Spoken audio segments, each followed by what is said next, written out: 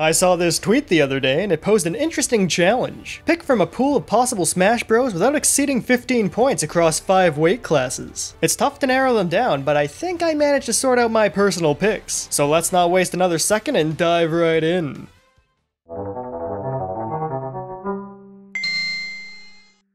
Straight off the top, Isaac from Golden Sun would be a delightful addition. He might look like just another swordsman, but with his earth-based synergy and vibrant flair, he'd certainly stand out on the stage. As the mascot for an acclaimed franchise that would later go out with a whimper, Isaac feels like a character who deserves to make a comeback. And I don't think Mr. Sakurai and his team should leave this legend lost to the ages.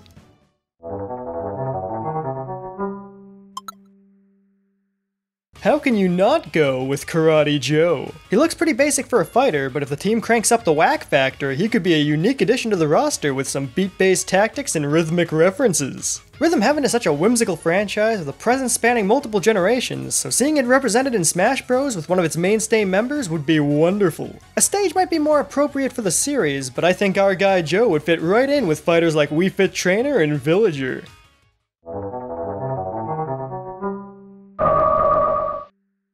Gardevoir does a marvelous job checking off boxes for their franchise. They'd be the first from the Hoenn region and the only feminine Pokemon in the lineup that offers elegance over compact cuteness. For better or worse, they have a passionate fan base, and with their presence in Pokken Tournament, that popularity hasn't gone unnoticed. They're a great Pokeball partner, but they'd make for a mighty fine fighter, too.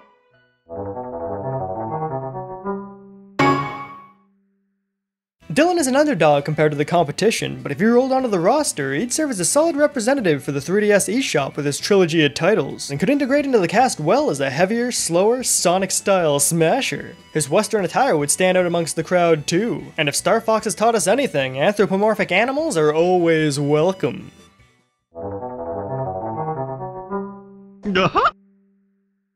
Speaking of animals, there's no better beasts to bring aboard than Banjo and Kazooie. It's rare to see them in action today, but alongside Mario and Zelda, they helped define the N64 for a generation, and there's a lot of demand to see them make their Smash Bros debut. Between their prime 3D platformers, they have more than enough material to work with to be stylish fighters with plenty of callbacks for fans to appreciate. Microsoft has expressed an openness to let the dynamic duo compete after years of inactivity on their platforms, so hopefully Mr. Sakurai and his team can broker a deal with them and bring that bear and bird to the battlefield.